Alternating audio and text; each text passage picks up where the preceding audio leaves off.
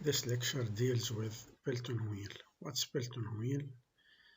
It's a turbine very suitable for high head, as you see from this sketch. It is it is classified as a high head turbine and low NS turbine. As we know, NS equal N multiplied by root Q divided by H to power 0.75.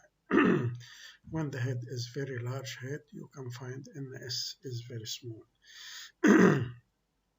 Okay. What consists of Pelton wheel turbine? When the water was transferred from the dam, from the water behind the dam through a pipeline, through a large steel pipeline, because the pressure is very high for the water here, to be transmitted to the Pelton wheel here. And then the pipe ends with a nozzle. The nozzle converts the net head into a high velocity water jet. This water jet imping through the buckets of the wheel. We have here a wheel and its circumference, several buckets.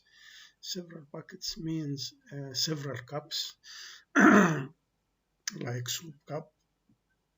When the water jet imping in it, it causes an impact force. Impact force will rotate the wheel here and this one anti-clockwise. And also in the sketch you can find the convergence of the nozzle, and also we have a needle here inside it like a spare of fighters. This spare, when you take it away by controlling circuit, it will give the area of nozzle will be full of water, and the discharge in this time will be the maximum discharge. When this needle move forward toward the nozzle, it reduces the net area that water can flow through it. This actually reduces the discharge, which will be suitable for for part load. As we see, the sketch indicated that the needle, this needle is streamlined, that which permits the flow of water around it with minimum losses. Okay. Here is a sketch of the wheel and the buckets, and we have here the red arrow represent the water flow through coming from the nozzle, which impinges the bucket. This water flow velocity, we call it capital U. Capital U equals CV multiplied root 2GH. G, as we know, the gravitational acceleration. It is the net head just before the nozzle. CV equal coefficient of velocity of nozzle. It could be for a smooth nozzle.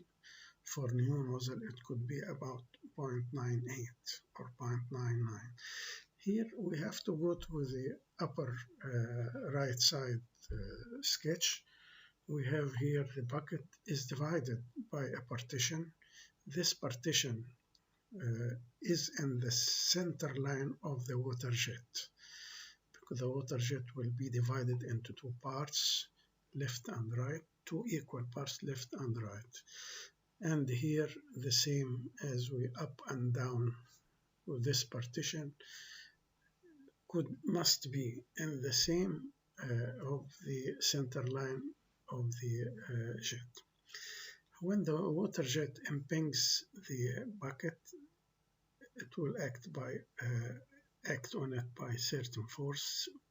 We are interested in the tangential force. Tangential force will cause a torque which rotates the wheel anti-clockwise, and then the bucket at this time will have a velocity equal pi dn over 60, where d is the mean wheel diameter or pitch circle diameter, and n RPM, and this can be divided by root 2GH, will be equal phi speed factor. Okay. Here we have V again equal phi root 2gh equal pi dn over 60, and U we have here the upper diagram represents the inlet velocity triangle. We have here water jet equal U, and we have here small v equal bucket velocity. The difference between them will be v relative 1 equal the relative velocity of water entering the bucket. Then, due to this equation U equal v plus v relative in vectorial form. Here again, the bucket and the water after impinging the bucket will slide on the bucket, and the water sliding on the bucket and go through VR2. VR2 will be the same angle of the same direction and the same angle of the bucket at outlet equal theta 1. Okay, this is V relative 2 for the lower velocity triangle. This is V relative 2 plus small v, the red colored velocity, both give you a total velocity, absolute velocity at outlet equal U2. We are interested here in the horizontal component of that U.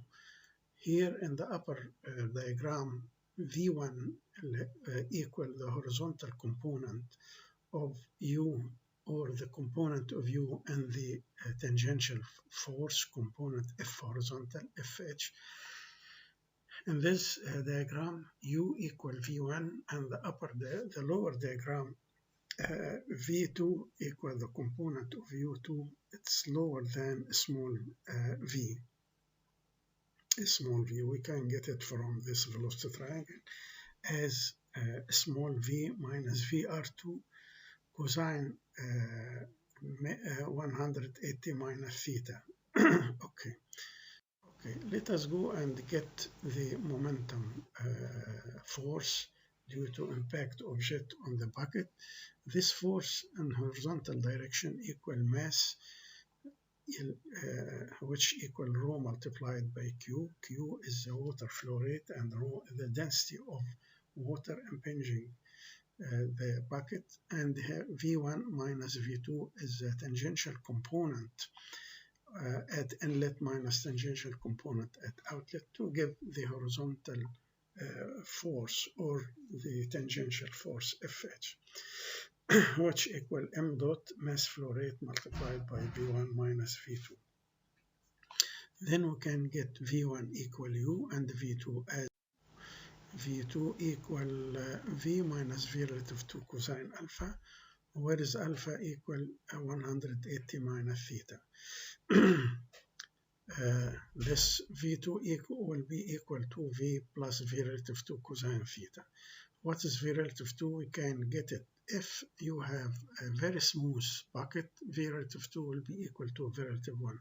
But due to friction, V relative 2 will be less than V relative 1, and the ratio between them will be equal K. V relative 2 over V relative 1 will be equal K and will be less than 1 due to the bucket friction. We can obtain V capital V2 equal V plus K V relative 1 cosine theta. When substituting these equations of V2, we can get V2 equal small v plus k plus u minus v multiplied by k by cosine theta, and we can get finally we can get the force, the tangential force, as m multiplied the red equation, m multiplied by u minus v multiplied by 1 minus k multiplied theta, k cosine theta. This will be the force acting on the bucket. If we multiply it by the bucket velocity, we can get the bucket power, the power generated on the bucket itself. Then the power generated on the bucket BB will be equal to M multiplied by V phi minus V1 minus K cosine theta. Here actually theta will approximately less than 180 and equal about 170. 170, 165, near it's a value near 180, and we can show why. Okay. If we would like to see what is the hydraulic efficiency of the turbine, hydraulic efficiency is the bucket power multiplied by water power. Water power W multiplied by Q multiplied by H. If we divide bucket power by water power, we can get M multiplied by V phi minus V phi1 minus K cosine theta divided by mgh.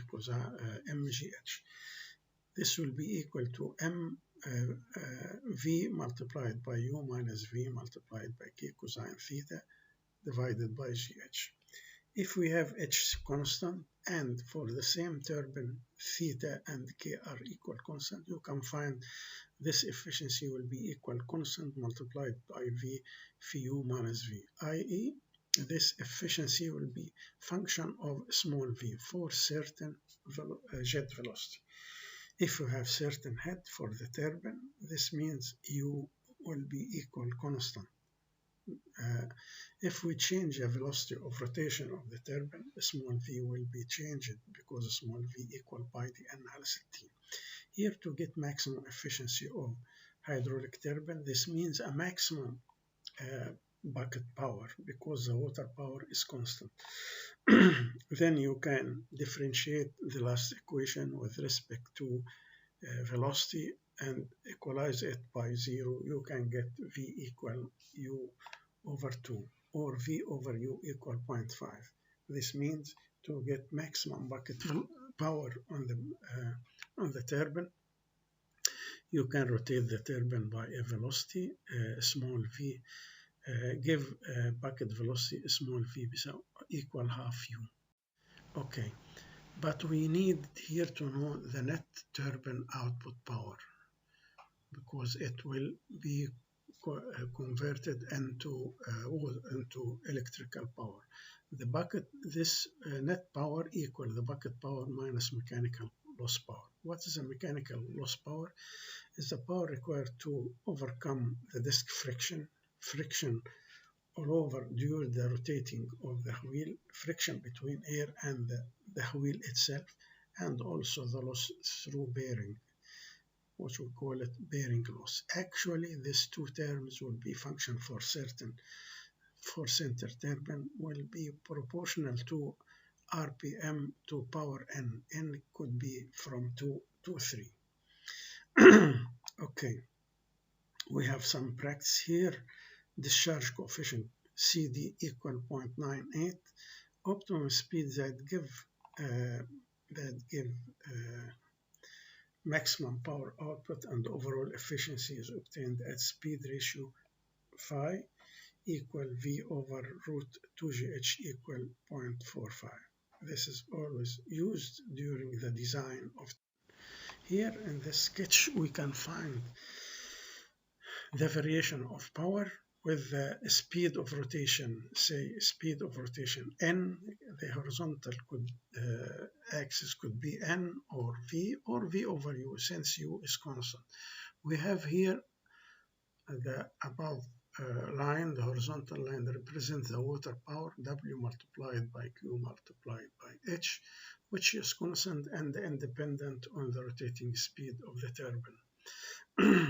The red curve represents the bucket power, which we call it, we get it as V multiplied by U minus V multiplied by a certain constant. Here, as we see, at velocity equals 0, this bucket power equals 0. At velocity equal U, the bucket velocity equal, the bucket power equals 0, and the maximum here at V over U equal 0.5, as we stated before.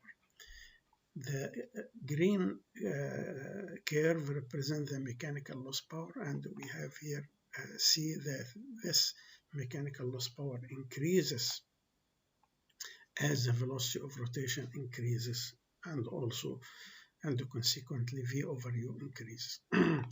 The blue curve represents the difference between the red one and the green one, the bucket power minus mechanical loss power. We have here the difference equals 0 at the beginning, and at approximately 0.8, or the net equals 0 here. At 0.9, approximately the net equals 0 here. Here, the power will be 0 at 0 velocity and about 0.9 velocity U.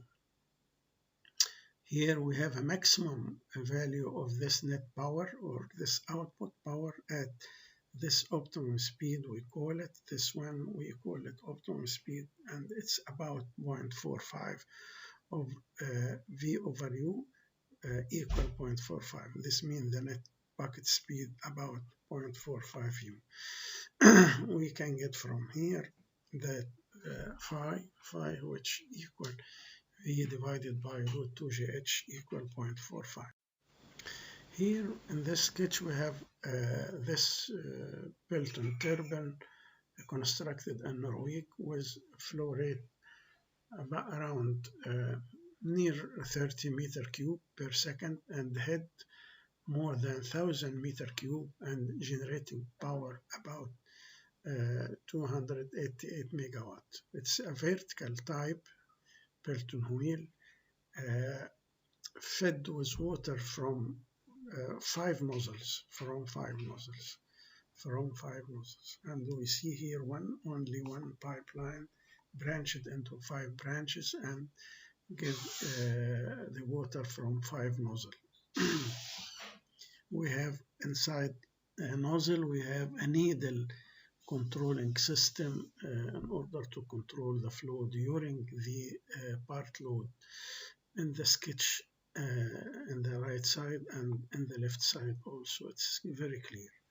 And we have an engineer here, very small scale with respect to the turbine scale. And also the green plate represents the deflector. See it.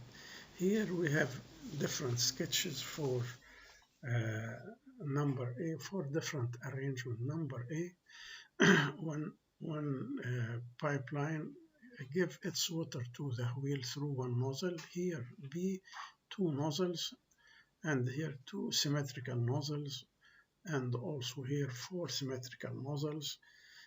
We can find maximum nozzles equal 6 nozzles.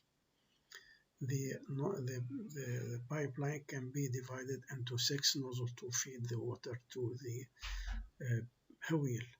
In the lower sketches, we can find a generator driven by a single wheel in sketch A. In sketch B, generator driven by 2 wheels, and in the horizontal sketch, and C and D vertical sketch, we can find the generator driven by 1 wheel, and D, the vertical generator driven by 2 wheels.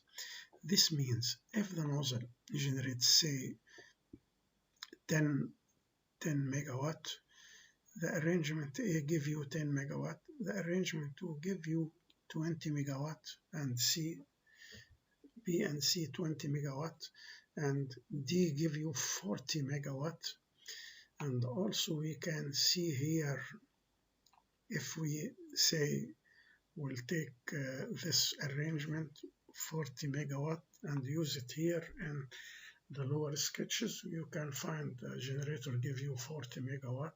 Here output will be 80 megawatt, and here if the wheel, it's a large, always the vertical arrangement will be used on the large size Pelton wheel. If the wheel of one wheel output is 100 megawatt, this means the arrangement C give you 100 megawatt, the arrangement D give you 200 megawatt. Actually, you will use more flow rate for the same turbine. This reduces only the initial cost of the construction. In practice, we have some proportions: diameter of runner, diameter or pitch circle diameter of wheel to the diameter of jets, always between 7 to 14. The number of buckets of single runner varies between 17 to 23. For large size wheel, you can find 23 buckets. For a small size, you can find 17 buckets. Okay, let us go to discuss the part load performance of Pelton wheel. Part load operation at constant speed. Why? If we select Pelton wheel in a certain power plant, it has to rotate at its optimum speed in order to generate maximum output power, maximum electricity. Then if the load, say if we have this output about 100 megawatt at say 500 RPM, when this turbine output goes to a consumer like factory, like household refrigerators, houses, etc., you can find that if the factory is in vacation, the load on the wheel drops, then it will increase. This will increase its speed. The wheel should be supplied with a control system to keep its velocities constant. Why? In order to keep the electrical power output from this turbine of constant voltage and constant frequency at any load, in order to avoid damage to the machines use this electricity during part load. Okay, we can define the power output equal specific weight gamma multiplied by Q multiplied by efficiency multiplied by turbine efficiency. Q multiplied by H multiplied by turbine efficiency multiplied by specific weight equal power output. If we use this equation to get the relation during part load, we call it part load here P naught dash. P naught dash over P naught will be equal Q dash over Q multiplied by H dash over H multiplied by eta dash over eta. How can we keep the speed constant? If the power output reduces, you can reduce Q or H or efficiency. Actually, we reduce here Q and H, and consequently the efficiency can drop. Here we have a regulation system.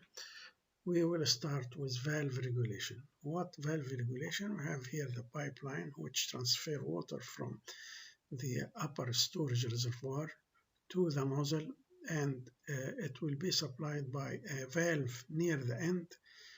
When the valve is full open, you have the hydraulic gradient, the blue one,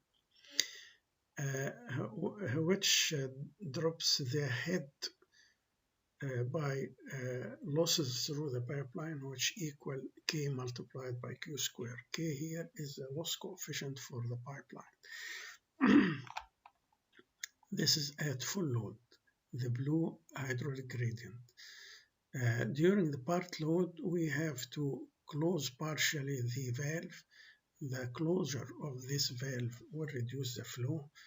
You can find the inclination of the hydraulic gradient reduces because this inclination increases to Q square. Since Q decreases, the inclination decreases. And this means the friction loss through the pipe will reduce. But we have here a drop of head, sudden drop of head at the valve itself. We call it head loss due to valve closure. This means In the same time, the area of flow through nozzle from nozzle equal constant. We have this equation, Q equal, since the jet area is kept constant, Q equal number of jets multiplied by CD multiplied by area of jet multiplied by root 2GH. In order to get Q dash over Q, it will be equal root H dash over H.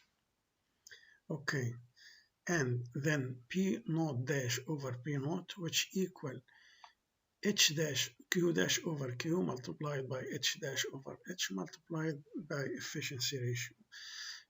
H dash over H will be equal from here Q dash over Q to power 2. This means that the power ratio will be equal to Q discharge ratio to power 3 multiplied by efficiency ratio. If we assume here the discharge at part load equal 0.8 discharge at full load, this means Q dash over Q equal 0.8, and assume also eta dash equal eta.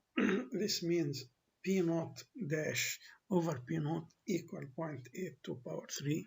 This will be equal 0.512. This means that when the discharge reduces by 20%, the power approximately reduces by about 49%. We have to go to see another method of regulation using the needle regulation. The needle, as we stated before, is a spear. When it goes away from the nozzle, the water jet equal the area of nozzle. When it goes in figure 6 forward, it goes forward to the nozzle and closes, the discharge here will be equal to 0. In between, in the midpoint at B, the discharge will be, the net area will be lower and the diameter of jet will be smaller. This means we change here the net area of flow. It can be done by this hydraulic circuit, this hydraulic cylinder through control circuit, could be outer the pipeline or inside the pipeline. Okay. We have to go to study the needle regulation. The needle regulation here, the discharge equal, since the discharge equal Q, the net head equal H, H equal H naught minus QQ square. When you reduce the discharge by the needle, the discharge Q dash less than Q, and as we see, the hydraulic gradient change from the blue one to the green one with lower losses. This means H dash over H net head at part load will be greater than H. This means H dash over H will be greater than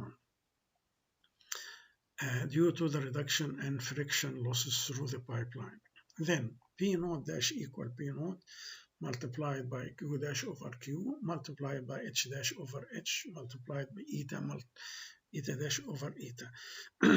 Since this losses will be very small, about 5%, the change in it will be very small, we can neglect H dash over H, which is greater than 1. It can be 1.01, 1.005. We can keep H dash over H equal 1. Then P naught dash over P naught will be at least equal Q dash over Q, and this will be at least equal 0.8. This means for the same reduction of flow, we 20%, you lose only power 20%. We have here this curve. This curve, the pink curves, this curve represents the horizontal axis a percentage load or percentage flow. Actually percentage load, and here the vertical axis represents the percentage flow and overall efficiency of the system. we have to say the discharge is the pink curve. Say for 100% overload, full load turbine, you can find that the required discharge is the same. But we have actually, this is drawn by, if we reduce the discharge to 80%, you can find, as we stated before, the power drops 2.51, 2 means 51%, that's upper curve, and when the discharge reduced to 0.8 in the needle regulation, you can find the power reduces to 0.8. If we connect these straight line points, you can find this distribution for discharge against a Q, percentage discharge against Q. This means at part load, say 60%, we need here 60 liter, and for needle regulation, and we need here about 85 liter for valve regulation. This means the valve regulation accompanied by losses and the need for part load more discharge. They cancel this system. Actually, this also clear from efficiency curves. Efficiency curve, the lower one, the green curve, both have the same efficiency, about 90% at 100% full load. When the full load discharge, the load drops.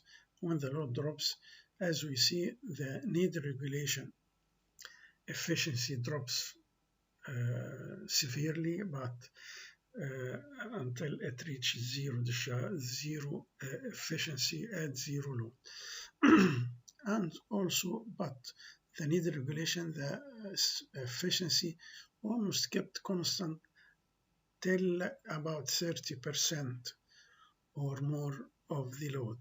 Efficiency equal constant, and then drops severely when it works in at very low load. This means we have to use needle regulation, not to use valve regulation. It is needle regulation is preferred system for. We have here the hydraulic control system, which control the flow to the turbine, during the part load. During the part load operation, when the load drops, the speed of rotation increases, and then the governor will give its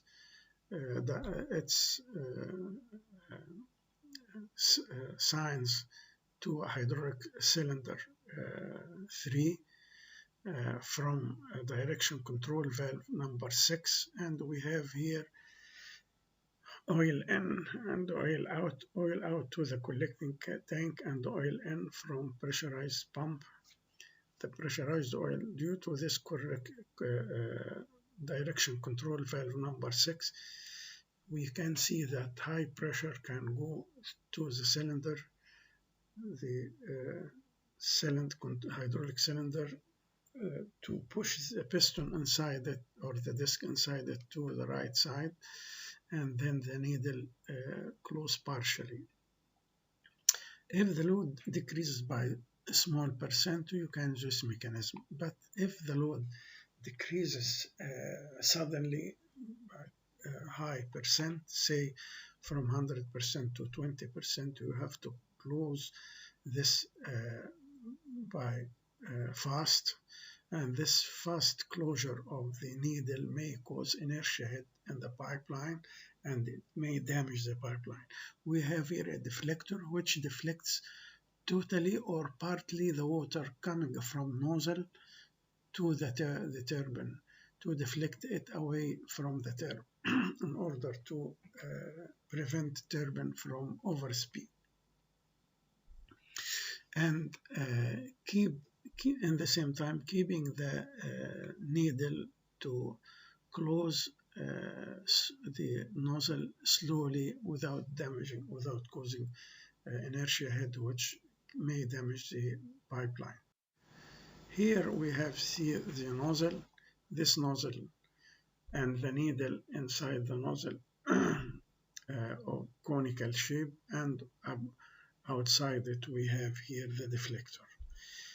This actually for 62.5 megawatt turbine.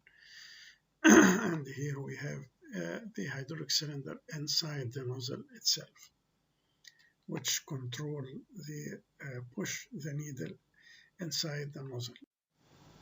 Here, as we see, the deflector in position A, it can permit the dotted shape. It can permit the dotted shape permit the full flow to the going to the turbine, but the solid one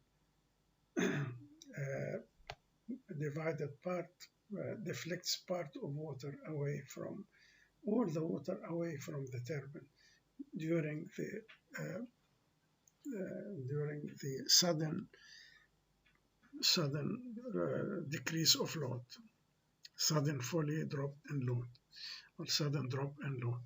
Here in the position B, and sketch B, we have the deflector in a position which divert only part of water and the other part go to the wheel during, say, 50% or less of the power at part load. As we see, the function of deflector deflects the water totally or partially away from the wheel when the load is dropped suddenly without damaging the pipeline due to water hammer generated through sudden closure of Actually, Pelton wheel is now used with reverse osmosis desalination plant to generate fresh water or drinking water from seawater. Actually, Pelton wheel is used here in order to recover the pressure energy inside the salty water. This water before rejecting this salty water to the sea, thus reducing the power consumption by about 30 to 40%, which reduces the fresh water production. Actually, this thing is very interesting because this is a reduction of the 1 meter cube fresh water from seawater. Why new technology? Actually, it applied about 50 or 40 years ago, but now there is a new technology. We call it pressure exchanger of efficiency better than Pelton wheel. Here, as we see, a sketch for the cost or the kilowatt hour required to produce 1 meter cube using a reverse osmosis technology. In 1980 in Jeddah, it was about near 8 kilowatt. The meter cube fresh water needs more than 7.5 kilowatt. In 1990, in Las Palmas reduces to around 5. In Trinidad reduces to 3.6 or 0.7 at year 2000. At year 2005, in Perth, the red one, the power reduced to around less than 2.5 kilowatt for meter cube. Actually, as we see, energy recovery device. The ERD means energy recovery device. In Jeddah, in 1980, there is no energy recovery device. They threw the salted water with its high pressure about near 60 bar in the sea. Then in the second curve, in the second column, they use turbine, Francis turbine. In Trinidad, they use Pelton wheel in Perth, the yellow one, they use isobaric device, which we call it pressure exchanger. Here this sketch, this slide, study the effect of head on Pelton wheel. If we know to design a Pelton wheel, we have only few equations. P naught equal W multiplied by Q multiplied by H multiplied by eta. Q equal CD multiplied by A multiplied by root 2GH and multiplied by number of jets, where A is the area of jet or area of nozzle pi over 4D jet square. V equal pi the n over 60 and equal phi root 2GH. If we would like to design Pelton wheel to work at low head, say to give a power output about 100 megawatt for low head, from the first equation, if H decreases, you have to design your turbine to receive large quantities of flow. This means from the second equation, increase the number of jets and the maximum in order to prevent interference between jets, between incoming and outgoing water. The maximum was 6. CD, we know it. In order to increase the flow rate with a small head, we can increase the number, the area of jet. This means the diameter of jet will be larger. And we know that the wheel diameter is several times the jet diameter. This means, say, of 10 times. This means as the diameter of jet increases, the diameter of wheel increases. This means in order to use this turbine at low head, you have to increase the charge, number of jets, diameter of jet, and diameter of wheel. And as we know, the number of jet maximum equals 6. This means you have to get large size turbine. This means high initial cost turbine. Let us go to the speed, the speed of rotation from the third equation. Speed of rotation equal to V equal phi root 2GH equal pi the n over 60. This means as H decreases and the dig increases, N will be decreases. This means you get low rotating speed turbine. This means an expensive generator and more difficult control and less efficiency, and also high initial cost. This means the output power cost will be of unit output power cost will be higher. At lower head, we have to go to the turbine, reaction turbines, in order which is selected for medium and low head application.